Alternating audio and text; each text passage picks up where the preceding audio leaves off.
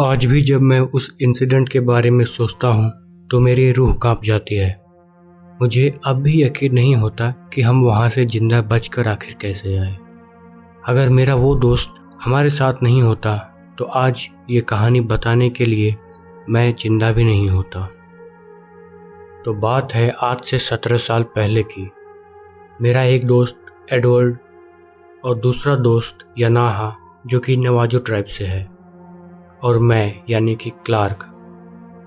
Navajo tribe में यनाहा का मतलब ब्रेव होता है, और सच में मेरा वो दोस्त काफ़ी ज़्यादा बहादुर था। वो शरीर से भी हम सभी में सबसे ज़्यादा हट्टा कट्टा था। कॉलेज से मिले कुछ दिन की छुट्टी में हम सभी ने प्लान बनाया कि हम सभी जंगल में 2 से 3 दिन के लिए कैंपिंग के लिए जाएंगे। जो हमारा तीसरा दोस्त है यनाहा, वो काफ़ी ज़्यादा धार्मिक है और इस बात पर हम सभी उसका काफ़ी ज़्यादा मजाक भी बनाया करते थे।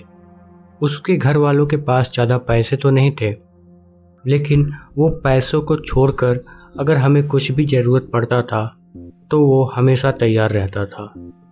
मैंने अपनी कार लिया और मैं, एडवर्ड और यनाहा तीनों जंगल की ओर निकल दिए।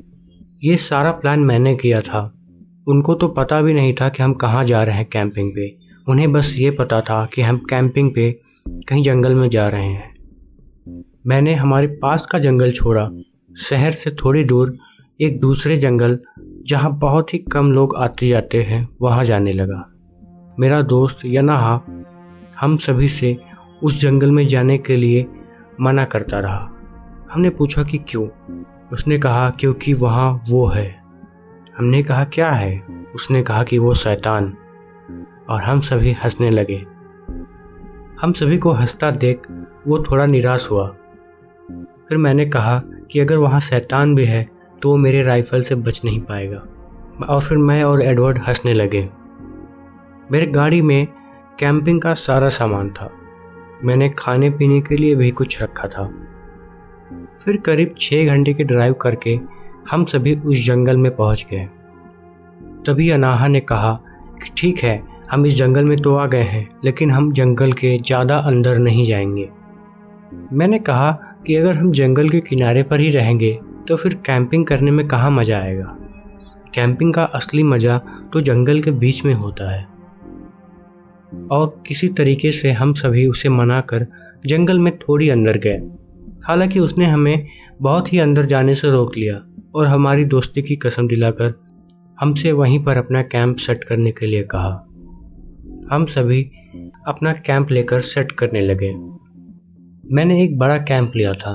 उसमें 4 लोग आ सकते थे, लेकिन हम 3 ही थे। हम तीनों कॉलेज की खूब सारी बातें करके, मछलियों को पकाकर खाते खाते जब शाम हुई तो सोने के लिए चले गए। और तभी मैंने देखा कि यनाहा टेंट के चारों तरफ एक राख को बिखेरते हुए अंदर आता है। मैंने उससे पूछा, ये तुम क्या कर रहे हो? उसने कहा कि ये एक पवित्र राख है जो कि एक जड़ी बूटी से बनाई गई है। अगर हम इसके घेरे के अंदर रहेंगे तो कोई भी बुरी शक्ति इसके अंदर नहीं आएगी। ये सुनकर मुझे काफ़ी ज़्यादा हंसी आई, लेकिन मैंने उसे बुरा ना लगे ये सोचकर उसके ऊपर नहीं हंसा। मैंने कहा कि ठीक है, और फिर हम सभी अंदर आ गए। फिर करीब रात के 2 से 3 बज रहे होंगे। मेरी आवाज़ एक जोर से चिल्लाने की आवाज़ से खुलती है।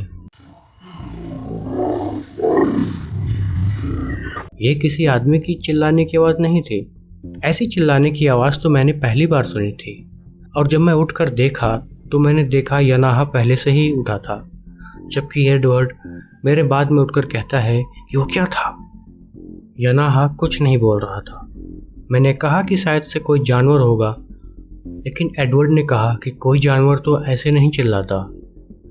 और तभी यनाहा ने कहा कि वो यहीं है। हमने कहा कि कौन? तुम कब से बोल रहे हो कि कोई जंगल में है? उसने कहा वही शैतान, वेंडिगो। हम सभी ने कहा कि वेंडिगो, ये क्या होता है? तब उसने बताया कि ये एक शैतान होता है। उसने पूरे डिटेल में तो हमको नहीं बताया, बट उसने कहा कि ये शैतान आदमियों को मारकर खा जाता है, और ख़ासकर वो जो नवाजो सभ्यता से नहीं है, और तुम दोनों ही नवाजो सभ्यता से नहीं हो, इसलिए मुझे तुम्हारी काफ़ी चिंता है। तुम दोनों सो जाओ, मैं जागता रहूँगा। और वो आवाज़ अब और भी ज़्यादा नज़दीक आ गई थी। उसने मेरे दादाजी की आवाज़ में कहा, क्लार्क बेटा यहाँ आओ, देखो मैं तुमसे मिलने आया हूँ। और अब यनाहा की बात पर मुझे भी विश्वास होने लगा था। मेरा मतलब, अब विश्वास ना करूँ तो क्या करूँ।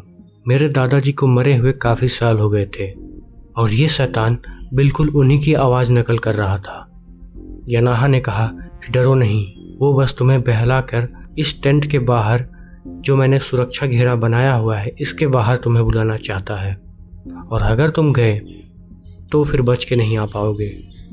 और अब हम दोनों ही काफ़ी ज़्यादा डरे हुए थे, लेकिन यनाहा, उसको देखकर ऐसा लग रहा था कि वो डरा हुआ नहीं है। उसने कहा कि तुम दोनों सो, इसको मेरे ऊपर छोड़ दो, जब तक मैं हूँ ये तुम्हारा कुछ भी नहीं कर सकता।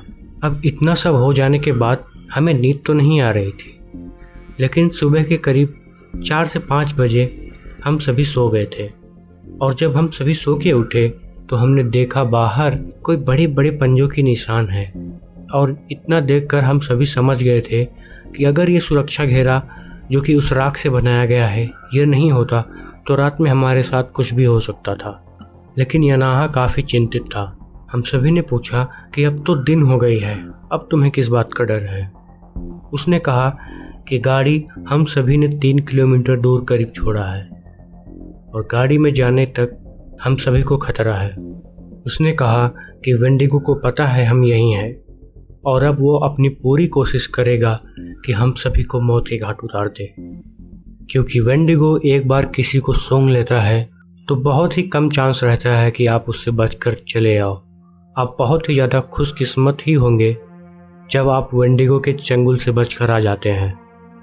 मैंने कहा कि आने दो उसे, मेरे पास भी बंदूक है। उसने कहा कि बंदूक उसको कुछ भी नहीं कर सकती, गोली मारना उसे हल्के से खरोंच जैसा ही लगेगा। फिर उसने उसकी बैग में से पेट्रोल लिया और एक लकड़ी में आग लगा लिया, और हम सभी से कहा कि तुम सभी मेरे ही आगे रहना, मुझसे पीछे मत जाना। और वो पीछे लकड़ी लेकर आने लगा कि तभी हमें अपने पास की झाड़ी से काफ़ी तेज से हंसने की आवाज़ आती है। और वो कहता है कि तुमको क्या लगता है तुम इन्हें मुझसे बचा सकते हो।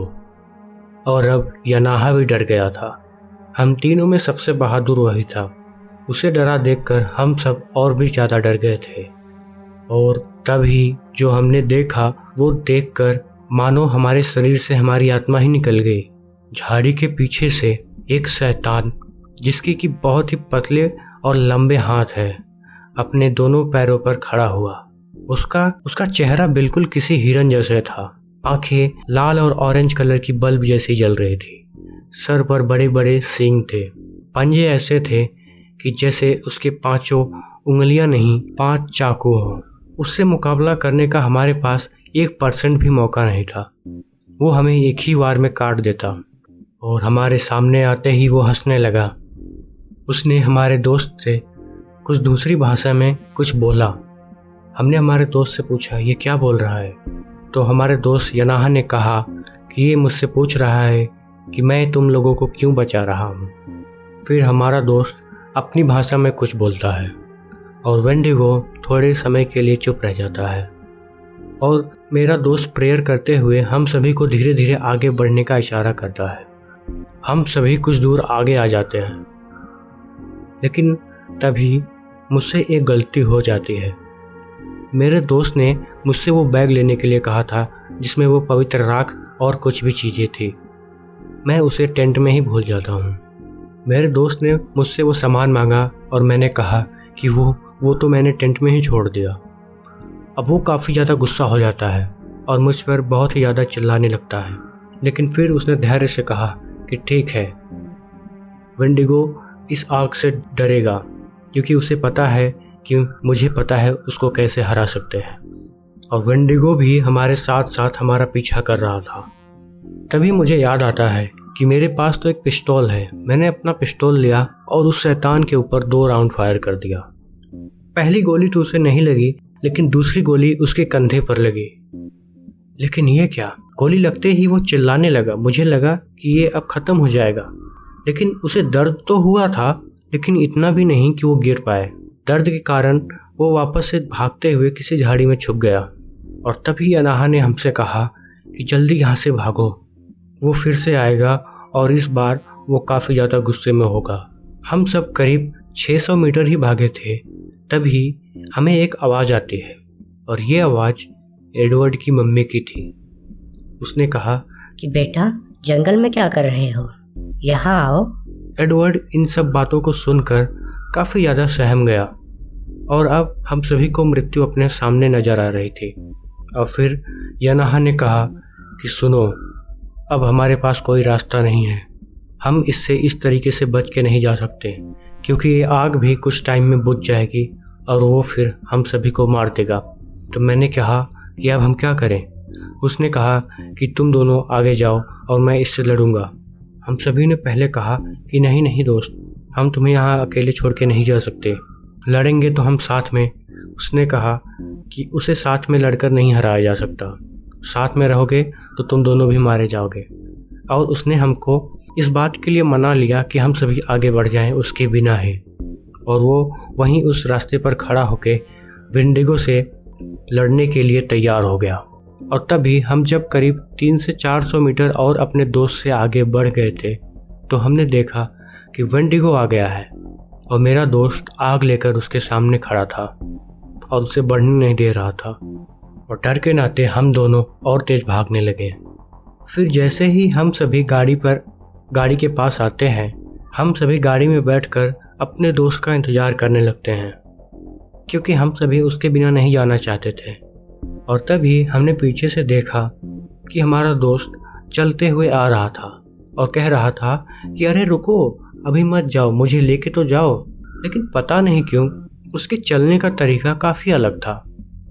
वो लंगड़ाते हुए चल रहा था। लेकिन मुझे लगा कि शायद वेंडिगो से हुई इस लड़ाई में मेरे दोस्त को चोट लग गई है। और तभी हम सभी ने देखा कि मेरा दोस्त भी उसके पीछे आता है। वो उससे करीब कुछ दूरी पर ही था। अब एक ही शक्ल के 2 लोग को देखकर हम काफ़ी ज़्यादा कंफ्यूज हो गए। लेकिन अब हमें ये पता चल गया था कि ये जो लंगड़ा के चल रहा है अजीब सा, ये हमारा दोस्त नहीं है, ये शैतान है। और तभी मेरा दोस्त पीछे से भागते हुए आता है और उसके छाती पर वो खंजर से वार करता है और वेंडिगो चिल्लाते हुए वहीं गिर जाता है। हम सभी के सामने हमारे दोस्त ने उसके कई टुकड़े कर दिए और उसका सीना फाड़ डाला। सीने से दिल निकालने के बाद उसने हम सभी को बुलाया और कहा कि जल्दी से इसके ऊपर पेट्रोल डालकर आग लगा दो। हम सभी ने वैसा ही किया, उसको उस घने जंगल में जला दिया। मेरे दोस्त ने कहा कि मुझे पता था कि सिर्फ आग के सहारे तो मैं इससे नहीं जीत सकता, इसलिए इसको बहकाते हुए मैं पीछे ले गया। और जैसे ही अपने टेंट के पास पहुंचा तो मैं भागते हुए अपने झोली में रखे इस खंजर को लेने आ गया।